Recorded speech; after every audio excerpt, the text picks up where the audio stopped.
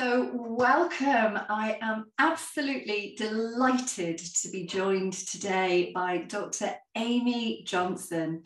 And Amy is a social psychologist, she's a coach, she is the founder of the Little School of Big Change and the author of 3 top-selling books: Being Human, The Little Book of Big Change, which I've just finished reading and absolutely adored, and Just a Thought. And Amy specializes in helping people to break their patterns, break their habits when it comes to things like binge eating, smoking, alcohol, and even compulsive thinking, but without having to do battle with your willpower. So thank you so much for your time, Amy. I'm absolutely thrilled to have you here. Yeah, thanks for asking, Sarah. I'm happy to have this conversation. Now, for anybody that's listening, they might be thinking, oh, wow, I would love to be able to break a habit or an addiction without having to do battle. But before we get into that, I'd love for you to just share some of your own background, your own story, and what brought you to this wisdom and insight. Yeah, I was kind of an anxious kid, so I was always and I was very I don't know what the word is, but always insanely curious, I guess, and also maybe a little nerdy. Just wanting to know, like, why do we think the way we do? What's going on here? And I mean, from the age of like 6 or 7, so it was a little nerdy for a Okay. little kid. But so I knew I was going to study psychology and how the mind works and how life works, which I is what I feel like we're really talking about from the time I was young. And there was also always kind of in there a little agenda to like, okay, this is going to fix me too, you know? So I went down that path and I trained as a psychologist and I worked as a coach and things, I saw so many amazing things and life got, really nice, a lot nicer than it had been. But I always had that sense that there was still deeper to go, that this wasn't really it. And I had it for myself and for my clients for sure, because I would work with people and help them around a specific area, but then they would come back and like something else very similar would pop up and they didn't look similar to them. So maybe they would say like, oh, my boss doesn't respect me. And we'd look at those thoughts and look at those feelings and all of that. And they'd come to see that differently. But then, a few weeks later, someone else doesn't respect them or someone else doesn't understand them. And they weren't seeing what was in common between all of this. And I was, but I wasn't sure what to do with it. I knew like, okay, I'm not doing the best. I'm not going as deep as I can, but I didn't really know either. So along that same time, I was also, my anxiety had pretty much gone away, but it was coming up in different forms and especially around food stuff. So when I would get a little anxious, my mind would want to control food or think about food and do, and I see now that that's just a busy mind. It was the same thing I was always going through, but it looked like a different issue. So I wasn't doing quite as well as I could be. And really, in just an effort to see more of myself and to help my clients better, I just kept looking and coming across deeper understandings of who we are and how we work. And then I finally hit on something that my 8-year binge eating bulimia habit just looked radically different and went away quite quickly, which was kind of a miracle and a surprise to me. So that's sort of what I write about in the book, and now it's where my work focuses. Amazing. And it's so fascinating because as a solution focused psychotherapist, and I don't know about being a psychologist, but we are often taught to have to find the link, find the root cause, deal with the past in order to have any kind of separation from a habit or addiction. Was it like that for you when you were studying psychology? It was, and it was, and I think also. I mean, that's what we learn in our training as psychologists and psychotherapists. But if you think about it, I think we're also just conditioned that way, just as everyday human beings, right? Everybody wants to know why and what's the cause. And no matter what it is in life, if your kid comes home from school kind of grumpy, why? What happened? What's wrong? And so yeah, it was professionally, and I think even in a bigger sense, my mind, and I think all minds are always looking for like what made this happen, because Yeah. we want control. Our mind wants control. So if we can find that cause, we think, well, that'll be easy. I'll just dig forever and find that cause, and then I'll fix it. Yeah, no, that makes complete sense. And I sort of think about even conversations or things that I've heard about, alcoholism, it's genetic. I'm like, well, actually, it's not genetic. But Yeah. you're right, there's so many conditioned beliefs about what creates it and what's needed to be able to resolve it. But I'm really curious about, what was it that you saw about your own pattern that allowed you to radically see it so differently? Yeah, well, to your question, I mean, it wasn't finding this root cause, right? And what I came to see later is like all of that innocent effort that we put into, is it because this happened or that happened, all of that, it points us in a wrong direction. And so for years of spinning in circles trying to find that root cause, it just kind of kept me feeling like, okay, this is a real solid problem, and there's a cause for it way back there that I need to identify, and that kept me spinning in circles, and I think it does for people. So what it was much, much more immediate, so immediate that words can't really even talk about it, much more right here, right now, and essentially seeing that the cause, if you will, is believing thought. It's identifying with thought. And so of course, like we have these body mind machines that are really truly machines. They work in a very machine like way.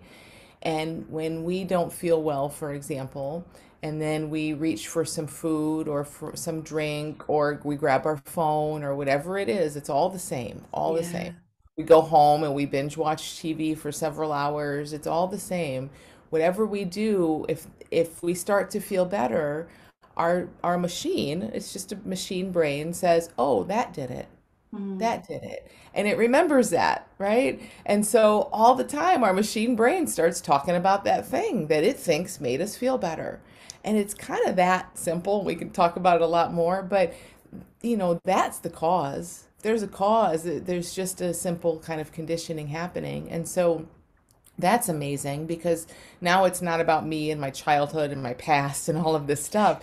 So what I started to see is like, oh yeah, my brain just puts out these repetitive urges for food, or this conversation about food, but I like that's just a machine doing what a machine does.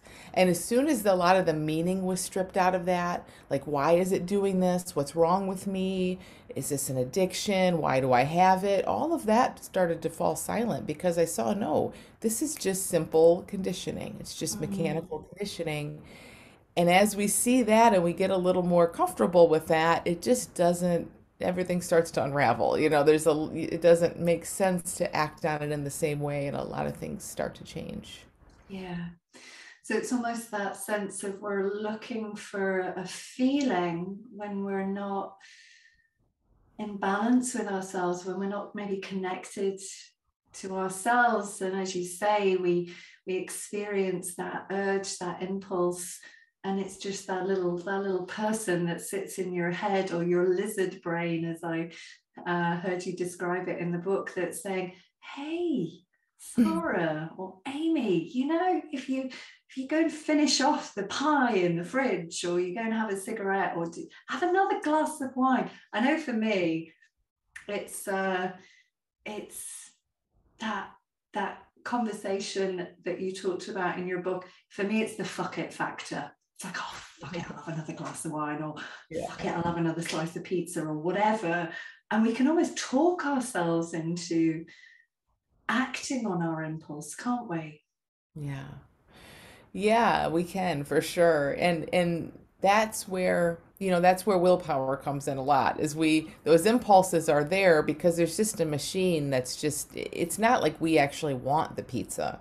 It's not that, truly, it's not that the pizza's even going to taste good. It's none of that really.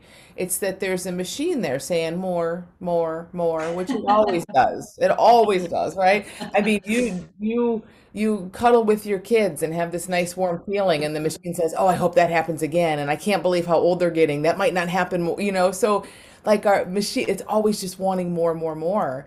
That's survival based. That's okay. But we want to see, yeah, that's just how that machine works. So exactly when it's saying, "Oh, just have another glass of wine, just one more show, one more piece of pizza." It's not that we need to go to battle with that. It's not that it even is telling us anything personal or meaningful about us. It's that the more people keep seeing, "Oh, that is what a mind would say right now." But is that just that reflex? It's just that impulse. Everything around that starts to relax and look a bit different. Hmm.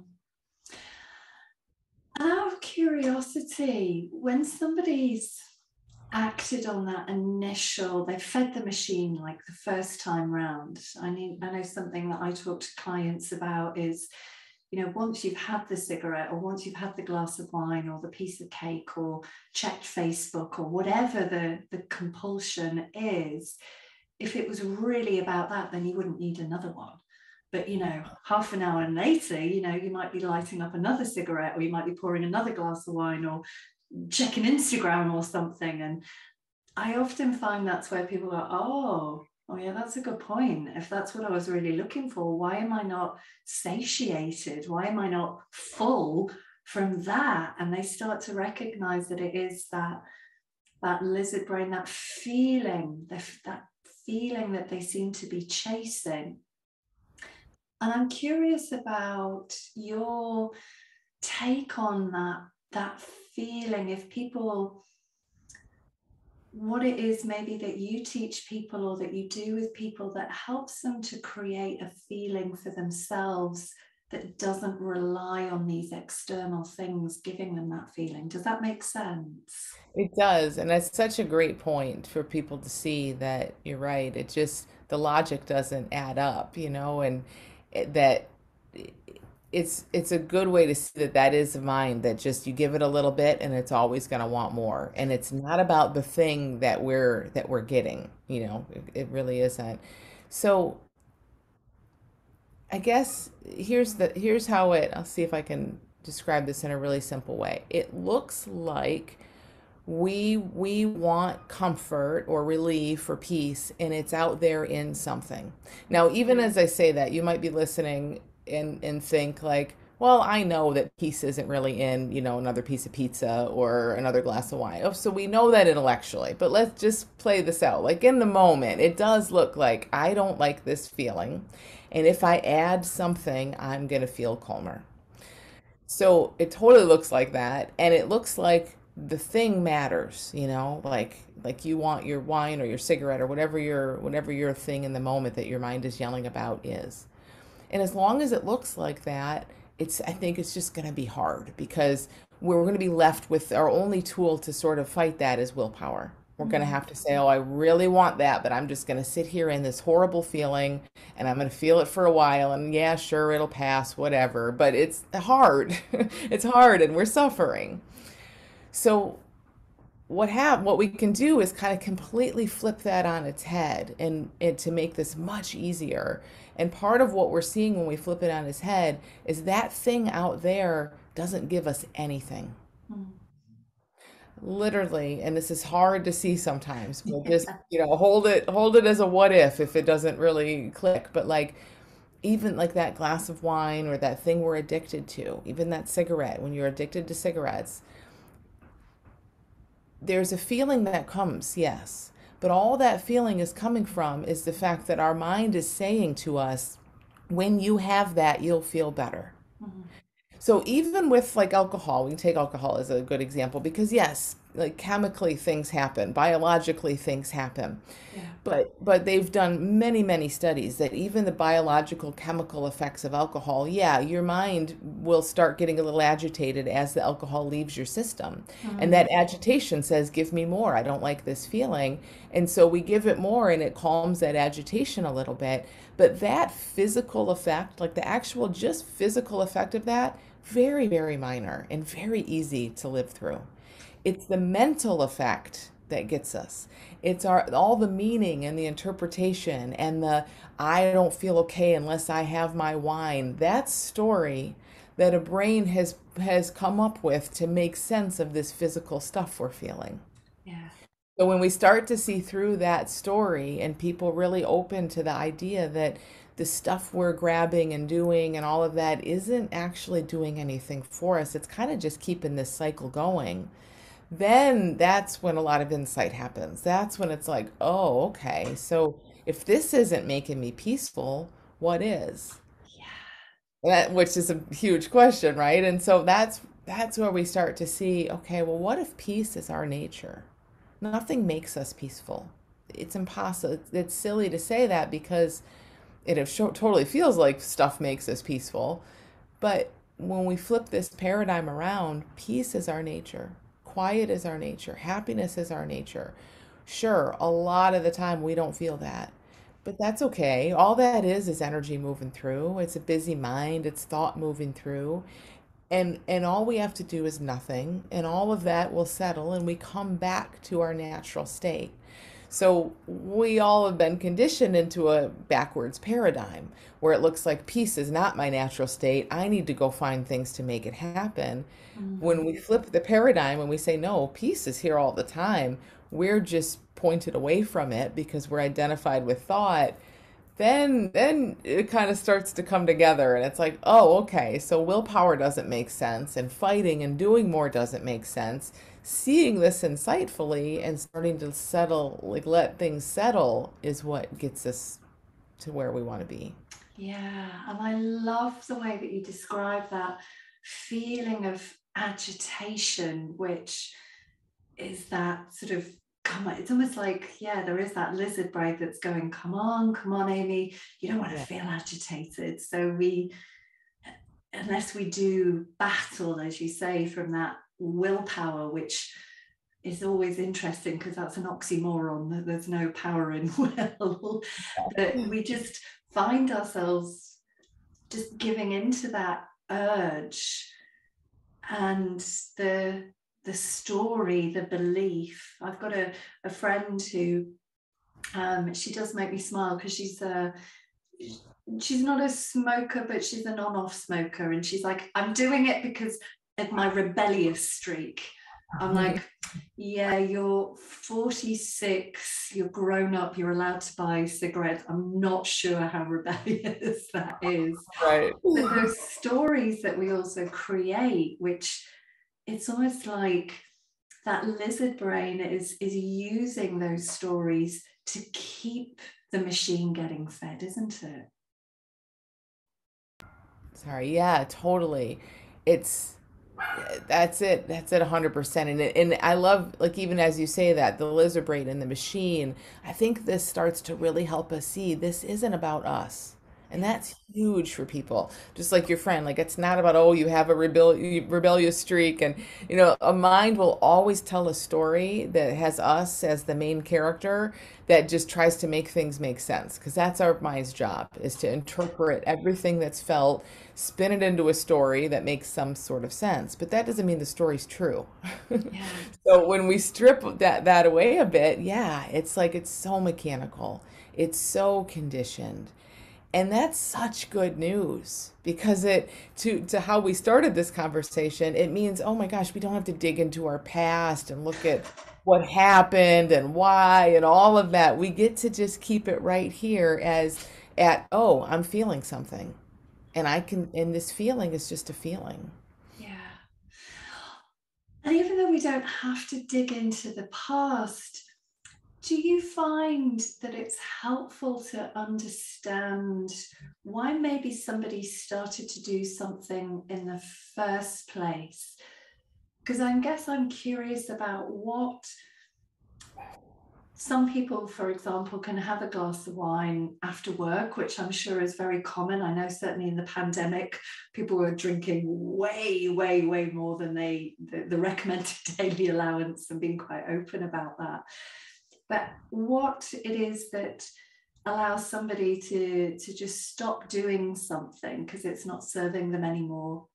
And then those people that end up um, becoming quite addicted to something, that they keep acting on those impulses. What do you see as the difference, and if it's helpful? Because I think in your book you talked about a lady that bought some clothes for herself. She got a new job, and it was a wonderful insight about how we can start to do something, but what takes it from that to an addiction. Does that make sense? Yeah, I think when we can just insightfully look back and see, oh, here's the story my mind made up here, or here's what was going on here, as I felt lonely and bored, and the drink took the edge off during the pandemic. I had some anxiety, and like that's what did, if we spot something like that naturally for ourselves, and it just resonates, and it helps give some context, and most of all it helps us see that this isn't some big personal problem, like it just helps things sort of make sense, then that's great. I think a lot of times though we don't know the why, so it's interesting because again it's kind of our brain's job, or part of our brain especially, like goes in, will just make a story about anything. So it can be kind of tricky sometimes if we say like, oh, we need to know where this started or why it happened, because your brain will deliver. It will tell you exactly why and when, and often it's completely making something up. Yeah. Like it's just that's not the truth of it. So I think it's good to know that we don't need to know the story. But again, that doesn't mean don't be curious and look, because sometimes it's right there and it's helpful to see. Yeah. And I guess the reason that somebody might start doing something, I mean, you take somebody that's maybe smoked for a long time. I mean, I smoked for a long time. I couldn't tell you why I ever had a cigarette in the first place. I couldn't even tell you when my first one was. But the reasons I kept smoking would have been probably very different to why I ever started in the first place. So I Yes. love what you said there, that people don't need to feel like they have to go digging it up their past, because I think that's what blocks a lot of people from getting help, because they think, oh, I'm going to have to sit and talk about the relationship that I had with my mother and my father and the dog and the cat and everything. So they just think, oh, you know what, it's easier for me to just keep smoking or drinking or binge eating or whatever. Yeah, it's such a relief to know that it's just about what's arising right now. Ultimately, if we can see that experience that's arising right now, if we can see that differently, that's really all we need. Everything else is just extra if we see it. Yeah, Steven Spielberg's special effects department. Yeah. Now, for people that are listening to this, Amy, they might be thinking, God, this sounds almost too good to be true. Like, wow, like they might have, as you say, like an eating disorder or cigarettes or checking Facebook or whatever it is that the habit, the addiction is, and they're thinking, gosh, okay, I can start seeing this differently. But we may have some people that are listening to this that are thinking, yeah, but when I'm in the clutches of an impulse or a craving for that it seems less possible to be able to break away. And I'm wondering what you would say to those people. I think that's exactly why willpower doesn't work. So 100% they're right. No, of course they're right. In the clutches of an urge or a craving that looks and feels very real, very personal, very much about like I need this thing, it's going to be really hard to break away. And there'll be a lot of times when people don't break away. That's the problem, right? That's what we get caught up in. But remember that what we're sharing here for everyone, it's not something we pull out and use when we're in an urge or a craving. it's something we explore and get curious about, hopefully when we feel good, like now, like we're just listening to this and we start to see it in a new way. And that what happens there is that when this stuff arises, when an urge or a craving arises, or when your mind starts saying, oh, just one more and no big deal, you see that in a new way. Mm. So it it sounds too good to be true if it were like a magic wand that we just pull out when we need it, but it isn't. It's a whole new way of seeing yourself in life and all experience that when I work with people and we really explore this over like a decent chunk of time, everything literally looks and feels different in their life, you know? And from there, I mean, old habits just don't even make sense anymore. That's where it gets to be effortless and not about willpower. We have this sea change first, where everything we see just looks totally different, and behavior naturally is going to follow. Got you, got you. So for people listening, it's not necessarily that this is, a one-hit wonder. You're going to listen to this and bang. I mean, I'm a hypnotherapist. Maybe we can bang and stop those behaviors. But it's taking that pressure off that they might still act on a few urges, but they're going to start to see things through a new perspective, through new eyes. So it starts to naturally lose its grip. Yes, totally. And the good news about that is when I work with people and we're exploring this and we're looking at it with regard to their habit, but we're really just looking at it as a universal way that we work, uh, all kinds of stuff changes. Yeah, So it's not about just breaking a habit, a habit, whatever it is that brings us in is what brings us in, but it only brings us in. From there, everything starts to unravel and change, whatever needs to or whatever wants to change, changes, and we see life in a way that doesn't go back, that just tends to be like, okay, once you see it this way, it's like, wow, I can't believe I didn't see this before. I can't believe I didn't see that experience moves through me and is safe and fleeting. I thought I had to go to battle with every thought and every feeling. Well, once you see that, it's going to naturally apply to your habit, but it's also going to apply to your relationships and your work and that anxious feeling you have wherever, so that's the beauty in this, is it's so much deeper than anything, any specific topic. absolutely. And I'm glad that you mentioned thinking actually, because we've kind of been talking about those external behaviors that we do in terms of like reaching for a glass of wine or for Facebook or our phone or whatever. But actually, as you said at the beginning, this is about really understanding the way that we operate, the universal self, and how that can apply to those patterns of thought, which, if I think about some of the habitual thoughts that people have, again, that they continue to act on, sometimes without realizing it, sometimes it's that sort of unconscious mind. But how does this apply from your experience to those either anxious thoughts or those thoughts like I'm not good enough or I've got to prove myself or whatever those habitual unhelpful thought patterns are? Yeah, well, ultimately, what we're looking at is all experiences the same. That we are, like we said earlier, we're healthy and peaceful by default. And then we have a mind that's constantly talking, and thought and feeling are constantly arising, and they're coming up to be seen and felt, and then they move along. So what's again, this is kind of like a really big picture, but what starts to happen for people is we just see, wow, I'm okay. There's just this flow of experience that's moving through. Now, in terms of habits, like behave the kind of habits we've been talking about, that flow of experience might be saying one more glass, one more glass, one more glass. Fine. But when it's saying you're not good enough and no one likes you and why do you even do this work and you just should go back to bed, that's no different than one more glass. It's absolutely no different. It's only different in the content, the story of it. But we all know that that can be your mind's favorite story for a couple months of your life, maybe, and then it picks on something else. Now this is a new issue of the day, and now that's the new problem. So as people start to back up and see, wow, it's not about the content. Mm. It's not about what my mind's talking about. It's the fact that thought is always arising and minds are always talking, and none of that has anything to do with me. That's huge. It's huge.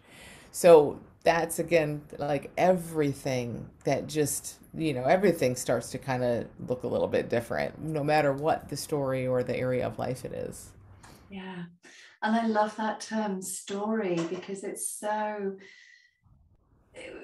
powerful, because we've been telling stories since the days that we sat around a campfire with one another. It's how we passed information down from one person to the next generation. But understanding, as you say, that the mind, it creates story, it relates to story. And how many of us are not necessarily even aware that we're telling these stories, but we just keep telling them, and we think that we're the main character, where they're not. They're just a story that's maybe attached a bit of meaning and emotion to it, and it's that consciousness that's making it seem something other than it's not, isn't Yeah, and even the storytelling is just, we're not even doing that. Our mind is.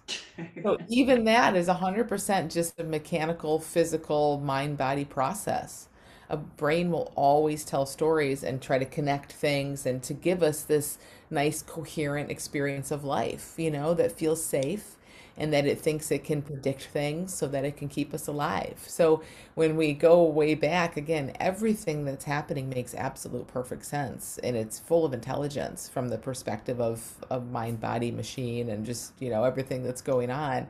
It's just that, like you said, like we get so wrapped up in those stories because they're about us. We get so in the content that we lose sight of the fact that it's just a brain making up stories.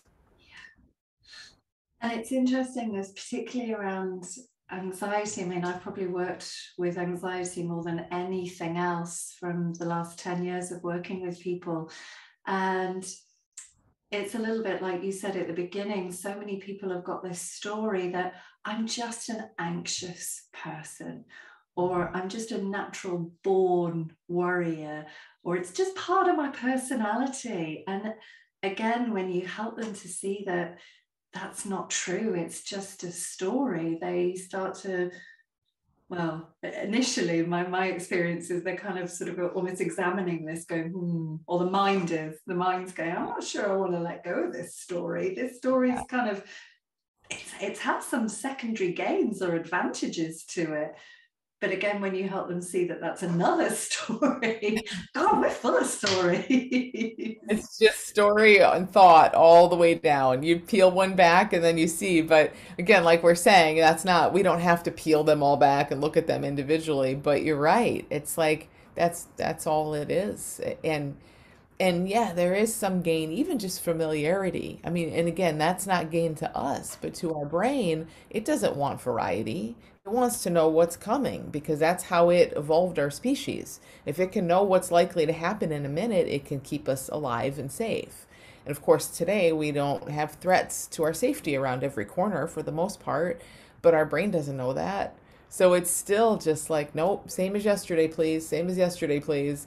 And then we are like, oh, my mind always says this. It must be who I am. Like, no, that's just a very efficient brain just doing its job. So seeing Absolutely. that is so cool. You're right. Like taking a look at that, it can feel weird. It can feel like this is who I've thought I was forever. I mean, people have major insights. Sometimes it's a little uncomfortable, but the freedom that comes in that is huge. It's like we've been wearing a mask our entire lives, and you can have had that mask on your entire life, and it's still a mask. Yeah, So, so you can still take it off and see what's around it. I know.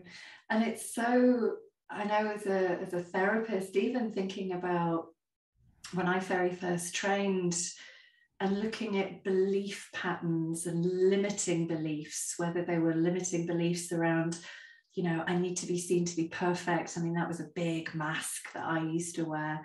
Um, a belief that you'd maybe always been on your own, you were unlovable, you weren't good enough, that money was the root of all evil, whatever the belief was. And I remember when I came to this understanding in the same similar way that you did, Amy, that it was like breathing this huge sigh of relief, because I'd spent years thinking, we've got to get to the root cause of why this person believes the way that they do. And it was like digging a hole. And it Yeah. was like this hole never, it just got bigger the more that we digged. And you just thought, I'm never going to find the root cause in all of these people. But so many sort of schools of psychotherapy and psychology, that was their story, that was their belief, that you've got to find that moment in time. And if you're working with somebody that's been on the planet for a while, you're like, we might be here some time. So Yeah. I know when I came to this understanding that, you know what, this is all just story, and it's, as you said, it's what's taking form in the moment. It was like, oh wow, I felt like I found the Holy Grail. Yeah. Although that was also replaced by, I have spent thousands of pounds on different training courses that have been leading me up the garden path, when actually that wisdom was just, it's such a game changer with clients. Have you found that as well? Clearly you have. Totally, totally. And it's so simple that it can't be true, except it is. It's like, it just it's like it's funny that that's a reaction often, that people have. It's like it can't be this simple. It can't be this simple, which is just showing us no, like life out here is just very complex and complicated, and our mind work loves complexity. So it's like we've been living in this belief system, that yes, it's hard and you find the cause and all of that, and it's so much stuff and so much to do that I think it feels sometimes like, are you kidding me? Like, now what? Because now I'm just floating in this, like, everything's okay and none of this means anything, that's my words on it. But yeah, it can feel very jarring. It can feel very like, wow, now what? But it's amazing to see what happens when we're in that place. Absolutely. And I think, I don't know about you, I'd love to hear. I know certainly I can still get a little bit tripped up from time to time when um, recovering from COVID, for example. I wasn't necessarily, I didn't have my Wonder Woman pants on. I wasn't firing on all four cylinders. So my mind was kind of going down a few rabbit warrens of thought.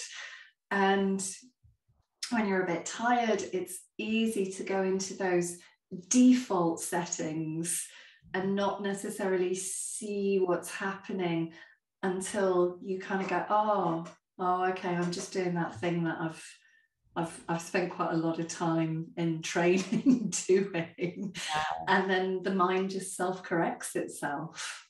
Yeah, yeah, for sure. And I don't know that that ever ends, but I think what starts to happen is it just doesn't matter. It's just like, I mean, at one point in time, we could probably feel a certain way and then beat ourselves up for that because I Um, shouldn't be feeling this way, or we go on that why chase of why am I having a bad day, and how amazing to just have a bad day, or not even a bad day really, but just not feel great for a little while. And who cares? You don't need to know why. It's not a problem. It doesn't mean anything. So that's where it's like a lot of that layer of story and thought just isn't there. So yeah, it's not that we never get caught up in thought. It's just like, oh yeah, there was that again. Absolutely. I know certainly when I first became a therapist, I was very good at beating myself up, and I think, oh my God, I've got to have all my ducks in a row. I've got to be perfect, which of course fed into the belief I've got to be seen to be perfect. I can't have a bad day. I'm a therapist. I sort people out. And it was like, oh my goodness, all of those expectations that we place on ourselves. But again, it's just another story. Yeah. Yeah, that's great. Amy, for anybody that's listening that's just blown away, I'm sure, by this conversation, and I feel like I could talk to you all day about stories. If they were interested in finding out more or working with you, how would they get hold of you? What's the best way to connect with you? Probably the best way is my website, which is dramyjohnson.com, and there's all kinds of stuff there. So I have a podcast. I do videos all the time. I have many books, as you mentioned. I have a online school for people who are struggling with anxiety and habits, and that's really a great way into this. If you're for someone who's just struggling with something and wants to see a new way, the Little School of Big Change is a 6-week course, which is great for that. I train coaches, I do all kinds of stuff, but it's all on the website. That's probably the best place. Wonderful. Well, thank you so much for your time today. It's been an absolute joy to talk to you and to understand a little bit more about your background and how you're changing lives. It really, really is. So thank you so much, Amy. Oh, thank you. Yeah, it's been great to talk with you too.